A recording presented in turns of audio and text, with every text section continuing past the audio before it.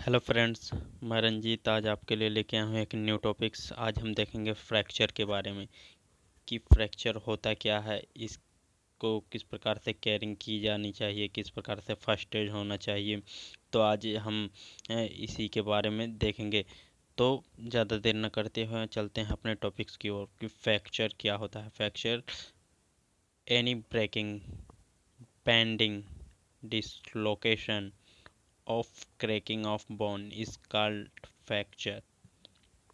जैसे कि अगर हड्डी का टूट जाना या फिर बेंडिंग या मुड़ जाना, जिसे हम मोच वगैरह कहते हैं, या डिसलोकेशन हो जाना, हड्डी आउटसाइड हो जाना, या फिर उस हड्डी में क्रैकिंग आ जाना, ये सब ही फ्रैक्चर कहलाते हैं। तो चलते हैं फ्रैक्चर साइन एंड सिम्टम। उसके साइन एंड सिम्टम किस प्रकार से होते हैं, तो किस प्रकार से हम पहचानेंगे कि ये फ्रैक्चर हो गया है या नहीं। तो पहले तो उसमें पेन होगा, जोरों से काफ़ी ज़्यादा पेन ने फीलिंग होगी पेशेंट को। स्वेलिंग होगी जहाँ पे वो चोट लगा होगा या फिर टूटा होगा, क्रैकिंग हुई होगी। टेंडन टेंट्रेनेस फीलिंग होगी उसको। Loss of power, loss of power कहने का मतलब कि उससे जो है एनर्जी की फीलिंग नहीं होगी, वो एकदम लूज हो जाएगा, वो संभल नहीं पाएगा, उसको किसी चीज़ की सहारे की ज़रूरत होगी। डेर डिफॉर्मिटी,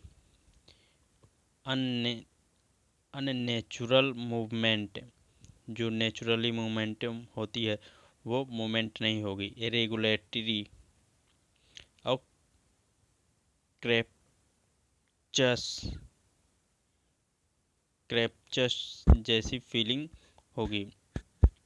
तो ये हैं कुछ साइन सिम्टम जिसे हम देख करके पता लगा सकते हैं फिजिकली रूप से, या किसी प्रकार के जो फ्रैक्चर पेशेंट होगा उसके बारे में आइडेंटिफाई कर लेंगे कि किस प्रकार से वो टूटा है कि नहीं। इस प्रकार से आइडेंटिफाई हम कर सकते हैं। ये सब साइन सिम्टम्स नज़र आएंगे। तो चलते हैं, इसके बाद हम देखेंगे कि फ्रैक्चर ट्रीटमेंट कैसे करेंगे। Make the patient comfortable. पहले तो हम पेशेंट को कंफर्टेबल फीलिंग कराएंगे ताकि उसे किसी प्रकार की दिक्कत ना हो। चेक द ब्लीडिंग, हम चेक करेंगे जहाँ पे वो क्रैकिंग वगैरह हुई है या फिर हड्डी टूटी हुई है या डिसबैलेंस हुई है, डिसऑर्डर हो चुकी है तो वहाँ पे देखेंगे ब्लीडिंग वगैरह तो नहीं होगी। और वहाँ पे सपोर्ट, जिस प्रकार से हम एक स्टिक के थ्रू फर्स्ट एड करते हैं पेशेंट को, हम सपोर्ट प्रोवाइड करेंगे। फिर उसके बाद ट्रांसपोरेशन, उसको ट्रांसपोरेशन के जरिए हॉस्पिटल में ट्रांसफ़र करवाएंगे। तो देखते हैं ट्रांसपोरेशन के बारे में। जैसे कि seek for ambulance, local hospital या नर्सिंग होम में हम 108 नंबर पे एम्बुलेंस को कॉल करके वहाँ पे बुलाएंगे ट्रांसपोरेशन के लिए। वहाँ पे ले जाने के लिए यूज़ स्ट्रेचर की व्यवस्था करनी पड़ेगी, क्योंकि वो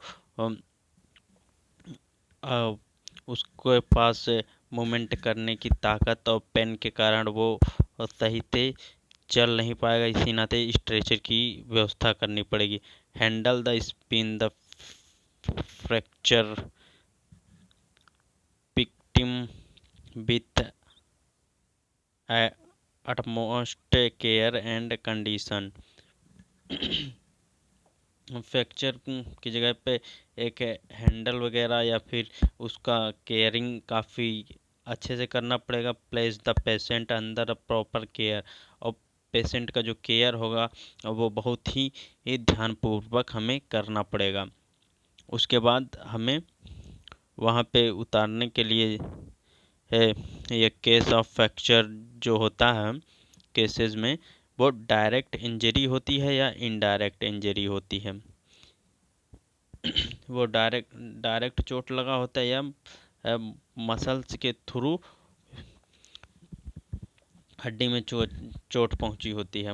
मसल्स कंट्रैक्शन ऑफ द एक्सपॉन्स, जैसे कि हमने बताया मसल्स के थ्रू हड्डी में चोट पहुंची होती है, जैसे कोई भारी चीज या किसी प्रकार से दुर्घटनावश फ्रैक्चर हो जाता है, तो वो इन्हीं तीनों केसेस से होता है, डायरेक्ट इंजरी या इनडायरेक्ट इंजरी, मसल्स कंट्रैक्शन, इन सब के होता है।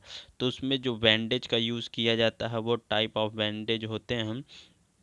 हम रोलर बैंडेज का यूज़ करते हैं या ट्रायंगुलर, वो त्रिकोणाकार का बैंडेज का यूज़ किया जाता है। और हम देख लेते हैं कि मोड ऑफ कैरिंग, किस प्रकार के उसे कैरिंग की ज़रूरत होती है।